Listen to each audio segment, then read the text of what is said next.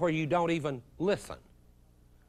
In fact, listening is maybe where I'll want to stop. Since I've talked so much, would like to stop maybe on the topic of listening. I've got a long time to talk about listening. Paradox.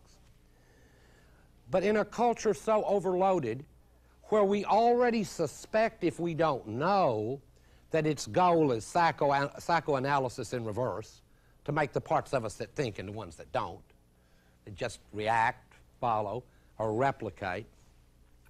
One thing that we can do is tune out. So many of us do that in one form or another.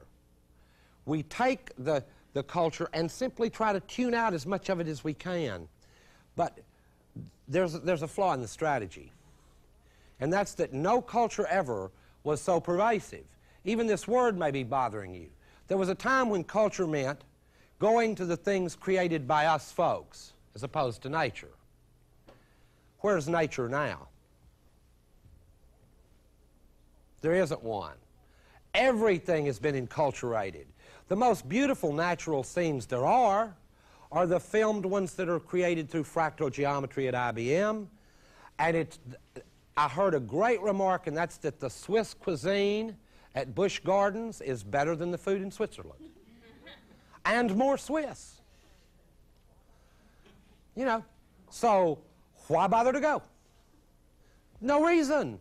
The food's better. There's a Swiss person. There's some yodeling. I've been there. The rest of it's just clocks. Well, there's a clock, you know. So this is a culture that, in a way, my critical remarks are beginning to break down. Have you noticed that? Because now it looks as though that we're heading toward a society where you can plug yourself into it and it will meet your needs. You can press in the needs in the machine and it will meet them. Big screen TV, CDs all around, every human need, maybe including the earlier one I discussed, this radical freedom. I said I wanted to go out on a date with Kathleen Turner. Well, who knows? They'll three-dimensional replicant, punch it in, here she comes. Hello. Since it's replicable image, you know, virtual reality suit, maybe they'll be able to sell me that and every other need for all of you, everyone. But in the matrix of needs in such a possible future system, as if it weren't already kind of like that, within such a possible future system, the only command or need that the machine would not respond to would be the one command that I have a feeling some of us would most want to type into the machine, which is the demand that it destroy itself. You see, that would be my problem with the machine. It would meet all the needs except my need to see it destroyed. It would take every other command well and meet every other need well, but the need to just shut it down. Television is something like that now. It will meet so many psychic needs and fulfill so many compensations, compensatory things for you. We all know how it feels after a day of work to turn on our familiar show. I'm not making fun of it. It feels the same for me. Ah, Cheers again. I've seen this one. Whew, you're out of it for a while. It's just...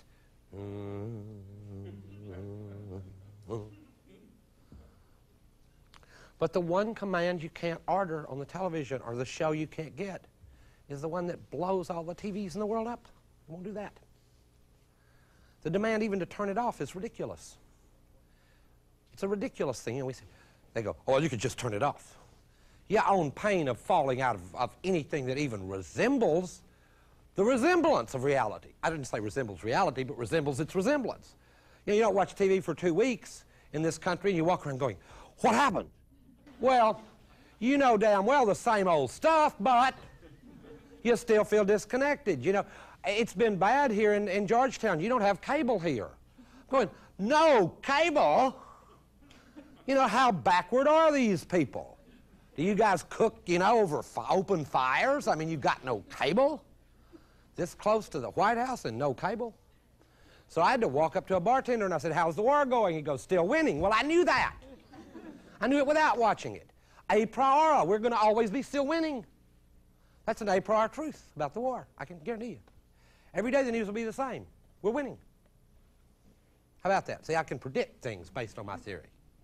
We're going to win. See, it's a good prediction. We'll win.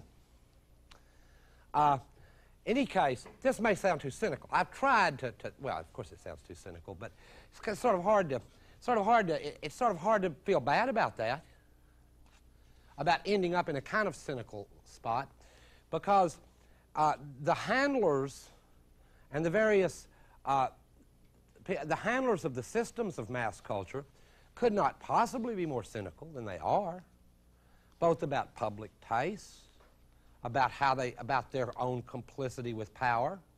I love to see a news report that says, oh, by the way, we're speaking for the people who run your life. Don't worry about it. This news report is not true. Then we go, oh, good, I'm going to watch the not true news report. So, I mean, don't kill the messenger. You get it? I didn't build that system. I'm just trying to describe it to you. If the description of it sounds cynical, on the other side of it, there is a possible kind of freedom. On the other side of it, I don't know how to describe it or how to even evoke it.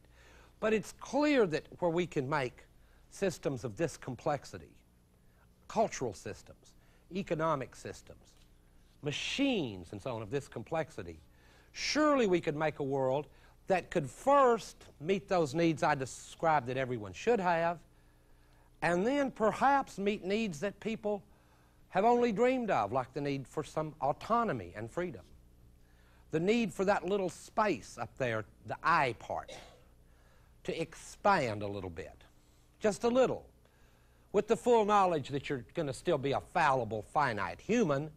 It's still a reasonable thing to want some parts of your life to be clear and reflected.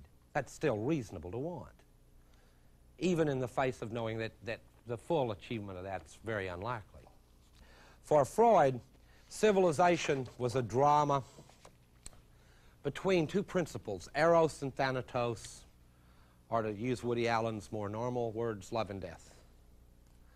And in this book, this last book I'm discussing, Freud paints a beautiful and quick panorama of civilization as being a struggle between these two, what he calls eternal principles. Well, on the account I've been giving, the mechanisms of one side have clearly gained the upper hand. Just clearly. It's not, on that I really don't think it's that debatable. But one can expect, as Freud admitted, in an hour, in a history, in a time in the history of the world as dark as this one, Freud admitted that it could be expected, perhaps, that the other adversary, eternal eros, might come in and strike a blow for the other side, that the mechanisms of death and forgetfulness, which are very closely aligned, final death and forgetfulness, very close, that it might be expected that eros would make a comeback, possibly. That's not much of a keep hope alive message in a culture like this one, especially as it threatens to become global under conditions where many of the people in other parts of the world that receive our culture will do so with extreme naivete. In Eastern Europe, they'll believe we've got a democracy. They'll love to have a VCR.